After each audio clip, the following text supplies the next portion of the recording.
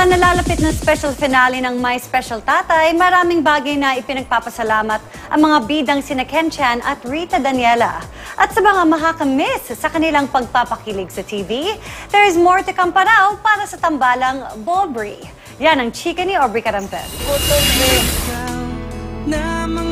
Lahat ng bagay, kahit maganda, ay may katapusan. Ganyan daw gustong ilarawan ni Ken Chan at Rita Daniela ang pinagbibidahang afternoon prime series na My Special Tatay.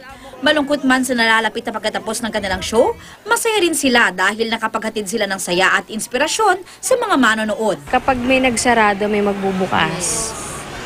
And I'm happy kasi ang ganda ng journey ng My Special Tatay. You know, that's the thing what I'm thankful for. Bukod sa kanilang mga nakasama sa show, mamimiss daw nila ang pagganap sa kanilang mga karakter bilang sina Boyet at Aubrey. Habang buhay nakatatak si Boyet sa puso ko. At for sure kay Rita din, habang buhay nakatatak si Aubrey sa puso niya si Aubrey. And of course sa mga tao din. Masasabi nga raw ni Ken at Rita na binago sila ng May Special Tatay dahil sa kanilang mga natutunan. Dahil sa show na to, mas lumawak yung tingin at respeto ko sa mga taong katulad ni Aubrey at saka katulad ni Boyet. At yung in general sa mga tao, kasi parang dahil sa show na to, dapat hindi ka nagja-judge eh.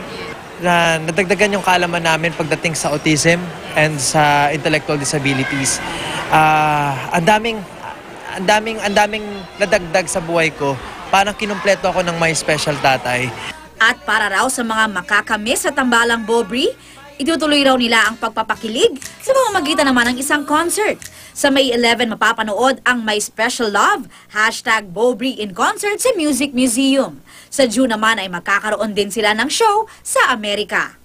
Aubrey Carampel, updated sa Showbiz sa atin.